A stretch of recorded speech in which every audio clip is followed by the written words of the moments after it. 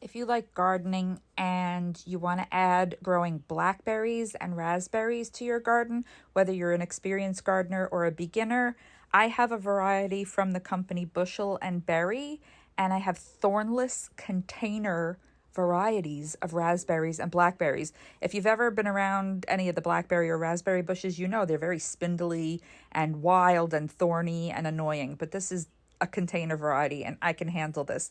However, there is this blackberry plant that has some issues. I knew it had issues and I'm going to address those today. So you might want to save this video so that you know what to do if any of your berry bushes or even any other kind of plants have issues. All of these plants, I have to the right of this 2 raspberry plants and to the left there's another blackberry. This one was planted. You can keep them in pots. That's why they are a container variety, or you could put them in raised garden beds. You can put them anywhere.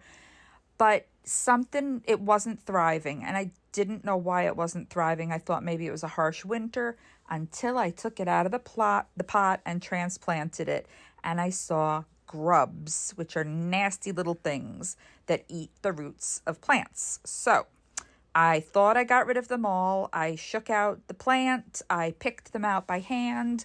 I dumped out all the leftover soil that was in the pot just onto my, a bare spot in my grass so that the birds could eat the grubs. But this plant should be thriving. The other ones are, and it's not. And I got a feeling that it might be that I missed grubs. Like even here, see this piece? This was attached to the piece that I pulled out originally, and now it's not. It's possible it's too far gone from the damage of the grubs, but I see newish kind of roots. So what I'm going to do is, this is the pot I took out a raspberry bush in, and I see a couple of volunteer raspberry plants in. So I'm just going to put that broken root part in there, and I am going to first just move the soil, and I'm going to look around, and it doesn't take me long before I find my first grub. Spoiler alert, I only find one more, but I also don't know enough about grubs to know all of the stages of them. So maybe there were eggs, maybe there are eggs. So anything that didn't look identifiable to me, I got rid of. And I'm going to change the environment of the soil beneath it a little bit. So right now that's compost. It's not even exactly soil. It's just straight compost. And the light brown stuff is Coco. There's another one. There's the other one I found. But the light brown stuff that looks like mulch that I'm using as mulch is called Coco, and I buy it in bricks, which is phenomenal. It comes compact, you wet it, and it expands. Now you can plant in the Coco itself. Some of it is more like powdered, like sawdust, as you'll see in a second, and some is like fine wood chips. So I'm going to put some of this powdered stuff in there, and I'm going to change the environment so that maybe the grubs won't like it. And then I'm going to go through the roots of this plant, and I'm going to really shake this plant out all over the grass, because all the birds are out tonight and they will eat the grubs. They're not going to get into my soil in my backyard because they're in early stages of development. And I'm just going to shake the heck out of this plant and get rid of all of the soil that is around it currently, and hopefully all of the grubs or eggs or whatever it is they do. And then I'm just going to tuck the roots down into there.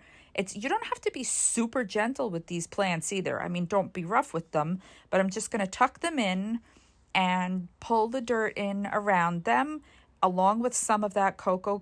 It's not spelled Core, it's Coir, which is kind of weird. And I do have an Amazon storefront like everybody else does.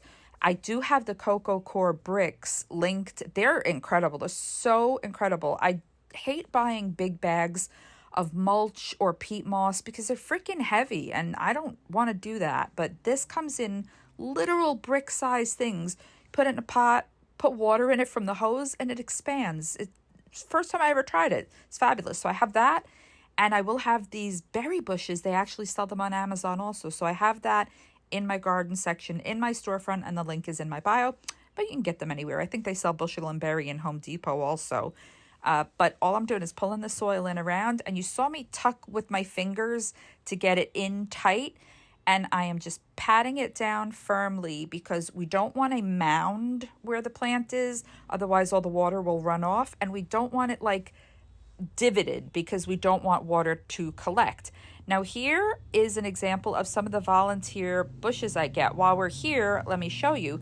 This is where one of the raspberry plants was that I planted, into the raised garden bed. And I'm going to take all of these little extra volunteer raspberry plants. I've already done some like when I originally transplanted them, and I'm going to get them into these raised garden beds. It's super easy. I don't want to break the roots, and this one's given me a little run for my money. And then in a second, I realize why. If there's like that much of a root system, maybe it's connected to something else. And sure enough, behind the clover to the left, right here, I see there's another plant. So I take that one out gently, and it comes out pretty easy. Each one of these little tiny volunteers is going to give me an entirely new raspberry bush.